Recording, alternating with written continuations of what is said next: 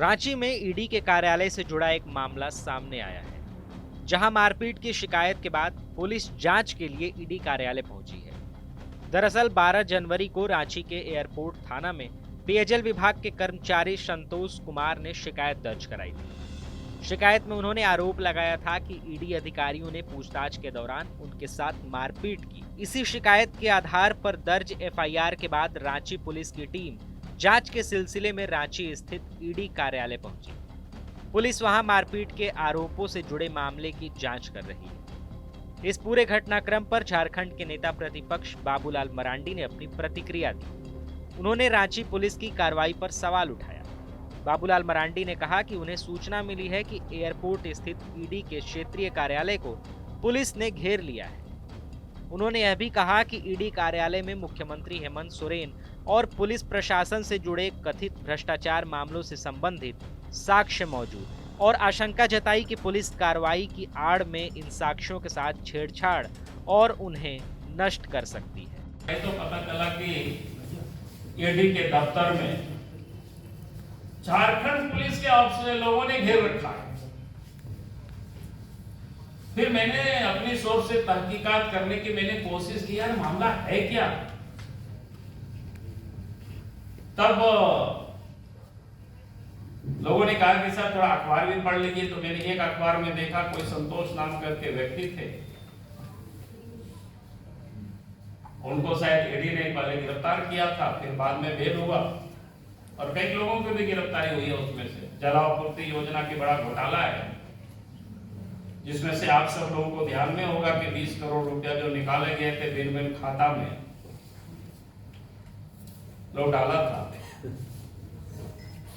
और उसके जांच के लिए उनको 2-3 बार सामान उनको मैंने क्या बोलते हैं उसको नोटिस भेजा गया, बुलाया गया ईडी ऑफिस में, लेकिन वो संतोष कुमार हाजिर ही नहीं हुआ। तो पता चला कि एकाएक सोमवार को वहां हाजिर हो जाता है, उपस्थित हो जाता है एकाएक, और कहता है कि हमसे बयान ले लीजिए, जो जानकारी जो मिल रही। उसके बाद ईडी वालों ने कहा कि ठीक है आया है तो ले लिया जाए। तो पहले जितना उन्होंने बयान दिया तो उसके ठीक उन्होंने उल्टा कहा, और तब जानकारी मिल रही है कि ईडी वालों ने उनसे कहा, अखबार में भी कई चीजें छापी है और हमने कई लोगों से सवेरे से थोड़ा सा क्वेरी करने की कोशिश किया, कहाँ क्या हुआ है मामला इसमें से, आखिर पुलिस ईडी के दफ्तर को क्यों घेरा हुआ है, क्या है मामला। तो पता चला कि नहीं, ईडी ने उनको कहा कि अगर तुम जो उस समय बात बोले आप पलट रहे हो तो ये सारे पैसा तो शायद उनकी संतोष के पत्नी के खाता में भी गया हुआ है। बोला कि पत्नी को भी हम लोग पूछेंगे, और उन्होंने दीवार में अपना मुंडी को पटका, थोड़ा सा खरोच लगा। फिर ईडी वालों ने शायद उसको हॉस्पिटल में जांच करवाया, फिर वापस लाया। इसके बाद फिर पूछताछ करके बाद छोड़ दिया बाकी सारी चीजें। ये शायद सोमवार की घटना है। मंगलवार को एयरपोर्ट के थाना में उन्होंने एफआईआर कर देते हैं कि हमको जान से मारने की साजिश। यानी आप कह सकते सुनियोजित तरीके से इस राज्य में घोटालाबाजों को बचाने के लिए सरकार और पुलिस महकमा किस प्रकार से काम कर रही है, इससे बड़ा और ताजा उदाहरण कुछ भी नहीं हो सकता है। और लगता है नियम कानून को तर्ज पर रख करके डीजीपी को आज दादासा मिश्रा को भी शायद इसीलिए नियुक्त किया गया है। ये मुख्यमंत्री को बतानी चाहिए कि इस नियम के तहत उनको बनाया है यही काम करने के लिए, ताकि अपराधियों को बचाया जा सके, झारखंड को लूटा जा सके।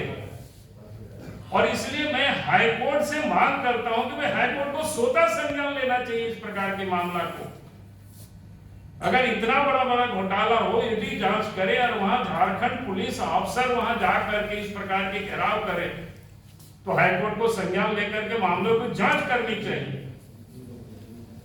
जो ऐसी भी तत्परता से गिरफ्तार करके, हमने उस समय भी ट्वीट किया था और हमने सरकार को पत्र भी हमने लिखा था, रात में टेम्पू से फायर हुआ गया, यानी उसको समाप्त करने के लिए, तभी तो चार्जशीट नहीं सबमिट हो रहा है। तो ऐसी मामलों की जांच सीबीआई से होनी चाहिए, और हम हाईकोर्ट से भी कहेंगे हाईकोर्ट को स्वतः संज्ञान लेना चाहिए इस प्रकार के मामलों को। क्योंकि राज्य में एकदम लूट मची हुई अराजकता की स्थिति है, कोई नियम कानून नहीं है राज्य में, ऐसा कैसे चलेगा? ये बहुत बड़ा अपराध है, बहुत बड़ा क्राइम है। इसलिए मुझे लगा कि आज मैं आप सब लोगों से बात करूं नए साल में, क्योंकि जिस प्रकार की मैं देख रहा हूं राज्य की हालत, अगर आज ऐसे ही चलते गया तो हम सब लोग कोई भी सुरक्षित नहीं रहेंगे, झारखंड सुरक्षित नहीं रहेगा। और झारखंड को सुरक्षित करने के लिए, झारखंड के लोगों को सुरक्षा के लिए हम सबको अब जागना होगा। फिलहाल इस पूरे मामले को लेकर पुलिस की जांच चल रही है। वहीं आरोप और प्रत्यारोप के बीच ईडी और राज्य सरकार से जुड़े पक्षों की प्रतिक्रियाएं सामने आ रही हैं। आने वाले दिनों में जांच नतीजों पर सभी की नजर बनी हुई है। TV9 के लिए रांची से अशोक कुमार की रिपोर्ट।